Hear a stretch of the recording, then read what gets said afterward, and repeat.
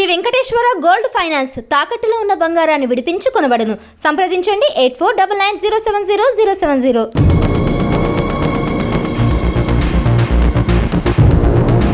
అద్భుతంగా అమరావతి రూపుదిద్దుకుంటుంటే వెళ్ళి ఆపాలని నికృష్ట బుద్ధితో నీచ బుద్ధితో విషం చెమ్ముతూ ముందుకెళ్తే కొడిగిట్లతో కాదు కొరడాలతో కూడా కొడతారు.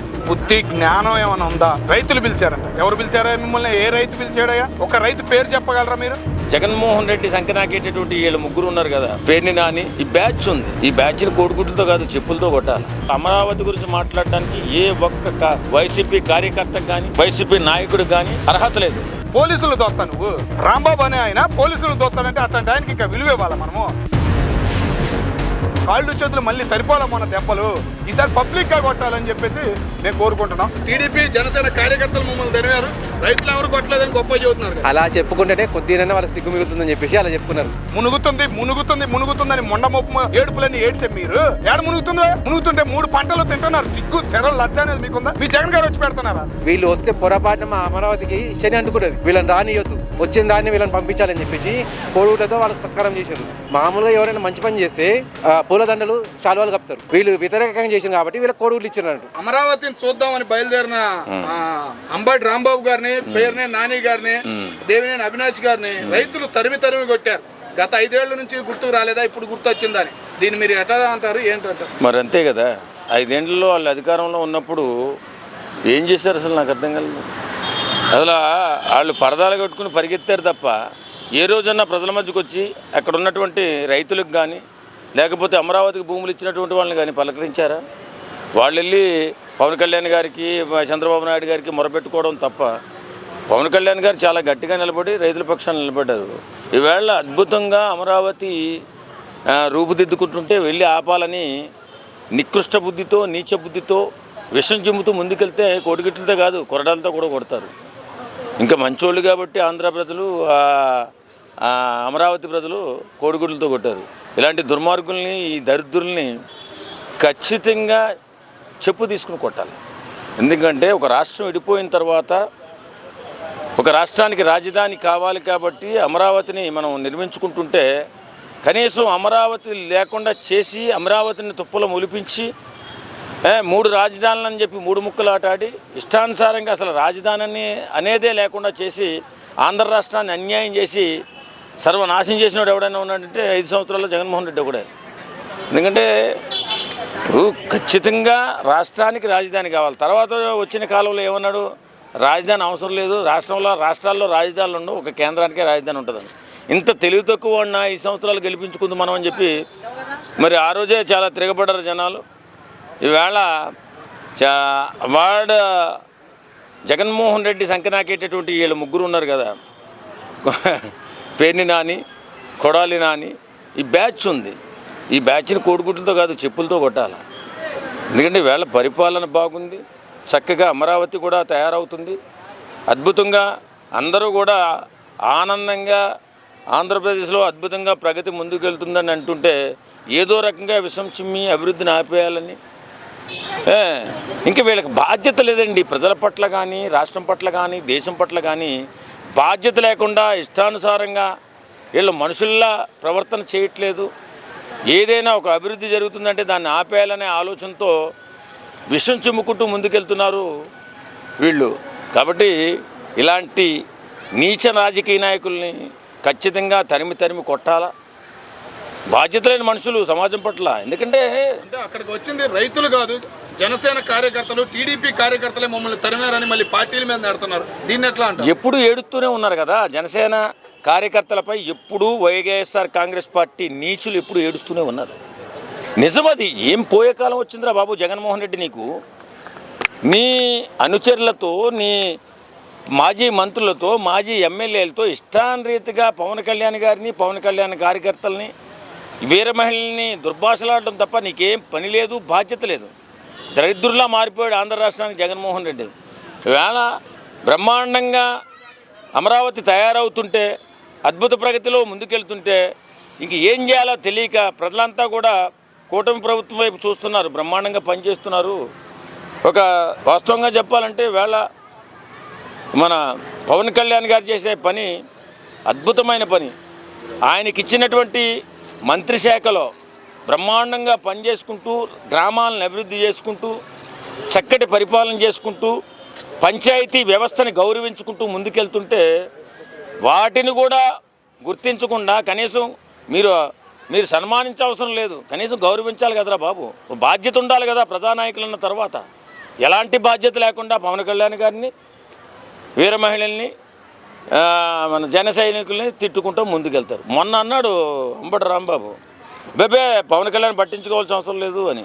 మరి ఇవాళ ఎందుకురా మళ్ళీ పేరెత్తావు? చెప్పు దిగాలంటే ఇప్పుడు నువ్వు పట్టించుకోమని ఎవడో అనలేదు కదా. జనసేన గురించో జన సైనికుల గురించో వీర మహిళల గురించో మాట్లాడమని నీతో ఎవడు చెప్పలేదు కదా.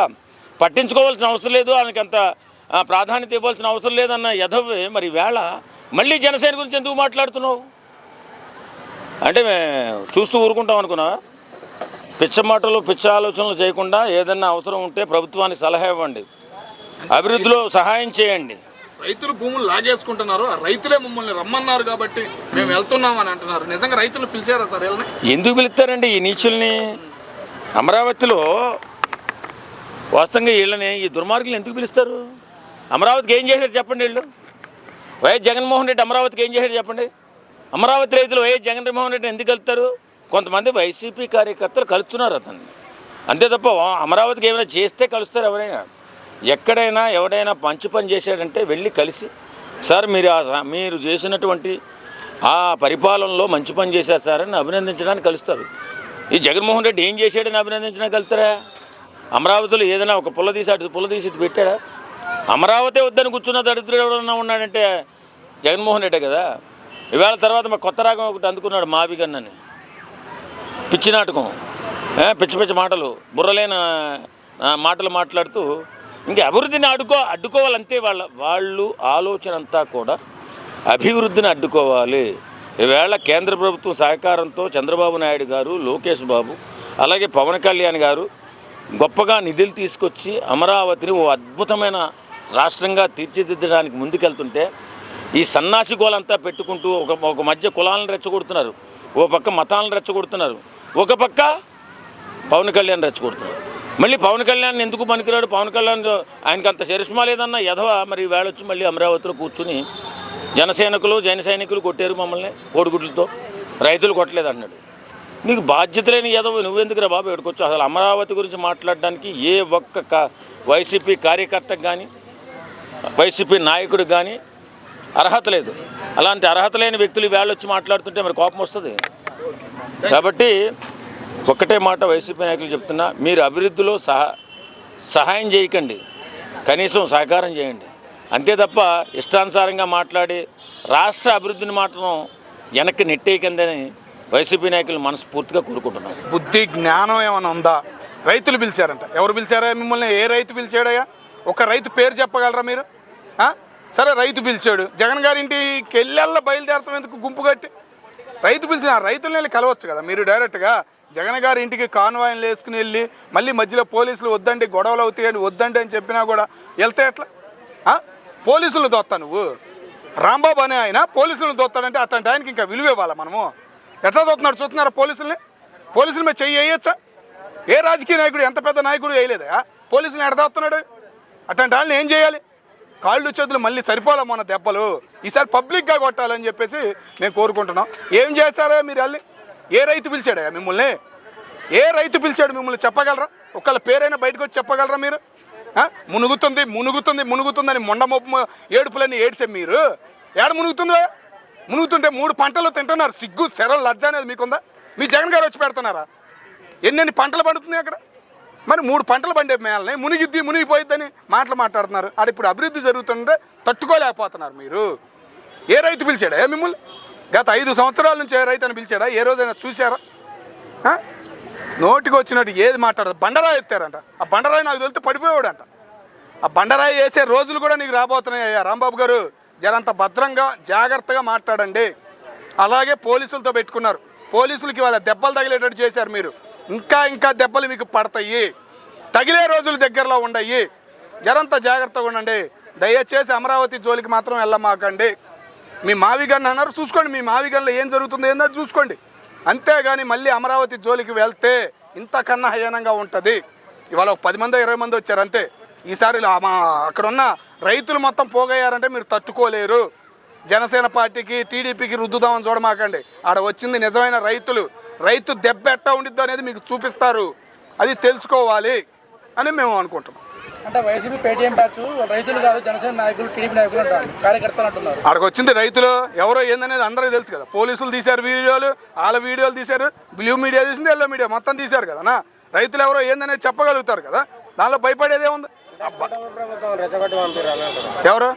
ఎవరు రచ్చు? ఏ రైతు పిలిచాడన్నా నిన్ను అమరావతి రమ్మని రైతు పేరు చెప్పు. నువ్వు ఇప్పుడు మీటింగ్ పెట్టావు, నన్ను ఇదిగో కావేశ అనే రైతు పిలిచాడు, నా భూమి లాక్కున్నాడని చెప్పచ్చుగా. నేను అడుగుతుంది అది. నిన్ను రైతులు పిలిచారు, మేము వెళ్ళామా అని అంటున్నావు కదా. ఏ రైతు పిలిచాడు? ఒక రైతు పేరు చెప్పు. బయటకు వచ్చావుగా, మీడియాకు తీసుకున్నావుగా. సరే ఆడేదో అయింది, బండరాయి నీ మీదకి ఎత్తారన్నావు, ఏదేదో చెప్పావు. బండరాయి కాకుండా నిన్ను పిలిచిన రైతు పేరు చెప్పు. ఏ రైతు నిన్ను పిలిచాడు? ఏం భూమి లాక్కున్నారని నిన్ను పిలిచాడు? ఆ రైతు పేరు చూపి, ఆ పత్రాలు చూపి. ఫోన్లో ఉన్నాయి కదన్నా, ఫోన్లో మెసేజ్ పెడతావు. ఫోన్ లేనాడు ఎవడూ లేడుగా. మరి ఏదన్నా ఉందంటే మాట్లాడడానికి హక్కు ఉండాలన్నా. నువ్వు పోలీసులు నేర్తావా? ఒక డ్యూటీలో ఉన్న పోలీసులు నేర్తావా? దయచేసి కోరుకుంటున్నా హోంమంత్రి గారిని, ముందా దాని మీద వాడిని తీసుకెళ్ళి మళ్ళీ జైల్లో వేయండి. అప్పుడైనా వాడికి బుద్ధి జ్ఞానం అనేది వచ్చింది. జనమే కదండి అది చేసింది. ఇంకా స్వాగతించడం ఏంటి? వాళ్ళకి క్లియర్గా తెలుసు వీళ్ళు వచ్చారంటే లేని పని గొడవలు లేపుతారు. ముందే మాకు అమరావతి అనేది 10 ఏళ్ళు డిలే చేశారు, వీళ్ళ వల్ల ఇంకా నాశనం అవుతుంది అని చెప్పి వాళ్ళు ముందు రాకుండానే మొత్తం రెడీ చేసుకున్నారు. వీళ్ళు ఇందులో కొట్టింది వైసీపీ, మన టీడీపీ జనసేన కార్యకర్తలు మమ్మల్ని దనివారు, రైతులు ఎవరు కొట్టలేదని గొప్ప చెబుతున్నారు కదా. అలా చెప్పుకుంటేనే కొద్దిగా వాళ్ళకి సిగ్గు మిగులుతుందని చెప్పేసి అలా చెప్పుకున్నారు.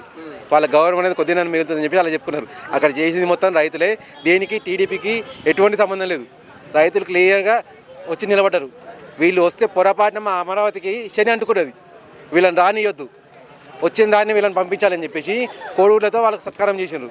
మీరు చేసింది మాకు తెలుసు, 3 రాజధానులు అని చెప్పి పెట్టారు, కానీ ఏది ఆ 3 రాజధానులు? కనీసం పునాదులు కూడా దిక్కులేవు మాకు.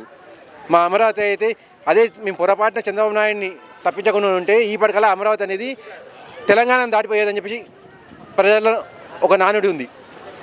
అటువంటిది వీళ్ళు మళ్ళీ డిలే చేస్తారని చెప్పేసి వీళ్ళని రానివ్వద్దు అని చెప్పేసి ఆ సత్కారం చేశారంటూ. మామూలుగా ఎవరైనా మంచి పని చేస్తే పూలదండలు శాలువాలు కప్పుతారు. వీళ్ళు వ్యతిరేకంగా చేసింది కాబట్టి వీళ్ళకి కోడుగులు ఇచ్చినారంటూ. అయ్యా వెళ్ళి వండుకోండి, అవి తీసుకెళ్ళి మీకు పర్లేదు, 1 సంవత్సరం పనికొస్తాయి. ఇంకా 2 నెలల తర్వాత మళ్ళీ ఇటువంటిది ఏదైనా చేయండి, మళ్ళీ మేము కొడుగులు ఇచ్చి పంపిస్తాం మీకు. అంటే ఇప్పుడు రైతులు నిజంగా పిలిచారా సార్ వాళ్ళని? అమరావతి రైతులు మమ్మల్ని పిలిచారని చెబుతున్నాడు రాంబాబు గారు. మరి నిజంగా పిలిచారా రైతులు ఆయన్ని? పిలిచి ఉన్న రైతు ఉంటే ఒక్కరైనా వచ్చేసి దండ వేసేవారండి. పొరపాటున అయినా కానీ అయ్యా మీరు వచ్చినాక సంతోషిస్తామని చెప్పి పొరపాటున ఎవరైనా ఒక వీడియో రిలీజ్ చేసేవాళ్ళు. అటువంటి వారు ఎవరు లేరు. వీళ్ళు చెప్పే అబద్ధాలు అన్నట్టు ఇవన్నీ జస్ట్ పిలిచారని చెప్పేసి. వీళ్ళని పిలవడానికి అసలు వీళ్ళు చేసింది ఏంటి? కనీసం ఎప్పుడైనా అధికార పక్షాన్ని ప్రశ్నించారా? అయ్యా మీరు చేయాల్సిన అభివృద్ధి అనేది ఇది, పలానా అభివృద్ధి మీరు చేయలేదని చెప్పేసి కనీసం ప్రశ్నించారా? వీళ్ళు ఎప్పుడు కూడా పనికిరాని విషయాలు లేవనెత్తుతున్నారు. పవన్ కళ్యాణ్ ఫారెన్కి వెళ్ళిండు, ఎందుకు వెళ్ళిండు? ఢిల్లీకి పోయిండు, ఎందుకు వెళ్ళిండు? అరే ఆయన దేనికైనా పోనివయ్యా, ఇక్కడ మన రాష్ట్రంలో అభివృద్ధి జరుగుతుందా లేదా మీరు అడగాల్సింది అది. అయ్యా మీరు అన్న అభివృద్ధి అనేది పలానా దాంట్లో మీరు వెనుకబడ్డరు, ఆ అభివృద్ధి అనేది ఎందుకు చేయలేదు అని చెప్పి మీరు అడిగితే సరే వీళ్ళు వచ్చింది కాబట్టి ఇంకేమైనా అడుగుతారేమో, మా అమరావతి కూడా ఇంకేమైనా తీసుకొస్తారేమో అనే ఆలోచన ఉండేది ప్రజలలో. వాళ్ళ చేసేది అనేది ఏది లేదు, అనాలోచితంగా ఏదో ఒక డైలాగ్ కొట్టడము. ఈవెన్ పవన్ కళ్యాణ్ గారిని పేరు నాని గారు ఒక ఆటలు ఆటిపడి నుంచి చెప్పి అన్నారంట. ఫస్ట్ ఆఫ్ ఆల్ నాని గారు ఒక ఆటగాడికి అట్టిపండు అనేది ఎంత విలువైనదో మీకు తెలీదు. ఒక కోచ్ అనేవాడు ఏది తిన్నా తినకపోయినా నువ్వు ఖాళీ కడుపుతో వెళితే 2 అట్టిపండ్లు జేబులో పెట్టుకొని వెళ్ళు అని చెప్పేసి అంటాడు. 2 అట్టిపండ్లు నువ్వు ఒక ఆట అయిపోయేంత వరకు నీకు ఆ 2 అట్టిపండ్లు కావాల్సిన శక్తిని ఇస్తాయి అని చెప్పేసి అంటారు. ఒక ఆటగాడికి అట్టిపండు అనేది ఎంత విలువను, ఆటలో అట్టిపండు అని చెప్పేసి మీరు అంటారు కదా, ఆ ఆటగాడికి అట్టిపండు అనేది అత్యంత విలువైంది అన్నట్టు. వజ్రం కంటే కూడా విలువైంది ఆ టైంలో. అంటే పవన్ కళ్యాణ్ గారు ఆ అట్టిపండులా చాలా విలువైన వారు మాకు. మీరు అన్న వ్యాఖ్య అనేది తప్పది, మీరు తిట్టాలనుకున్నారు కానీ అది కూడా ఆయనకు కలిసి వచ్చిందే మీరు అన్నమాట. నేను అనేది ఏంటంటే మీకు ఆ జ్ఞానం కూడా లేకుండా పోయింది. ఫస్ట్ ఆఫ్ ఆల్ ఆ జ్ఞానాన్ని పెంచుకొని ఆయన మాకు అట్టిపండి కాదు వజ్రం లాంటి వాళ్ళు. ఆయన చేసే మంచి పని అనేది మాకు తెలుసు. Thank you sir. అట్లాగే లాయర్ వృత్తి చేసి అన్నీ తెలుసు అది తెలుసు అని చెప్పి పాత మాజీ మంత్రులు పోలీసులు నిలడతాం, పోలీసుల మీద చేయాల్సిన వాళ్ళ మీద ఎలాంటి చర్యలు తీసుకోవాలంటారు గవర్నమెంట్? ఒకటే అండి, కాలాపాని అని చెప్పేసి ఒకటి ఉంది. అంటే ప్రస్తుతం మన స్టేట్కు దాని యాక్సెస్ లేవు, కానీ కేంద్రం నుంచి పర్మిషన్ తీసుకొని వాళ్ళందరినీ అక్కడే పంపించేసేయాలి. అంతకుముందుకు బ్రిటిష్ వారు ఏదైతే శిక్షలు వేశారో వీళ్ళందరికీ అవి వేయాలంట పోలీస్ అంతే. నేను క్లియర్ అదే చెప్తున్నాను, కాలపని అని చెప్పేసి అక్కడే కేంద్రం యొక్క సహాయం తీసుకొని వీళ్ళందరినీ అక్కడే పంపించేయాలి, అవే శిక్షలు అమలు చేయాలి. అప్పుడు కానీ వీళ్ళకి బుద్ధి రాదు.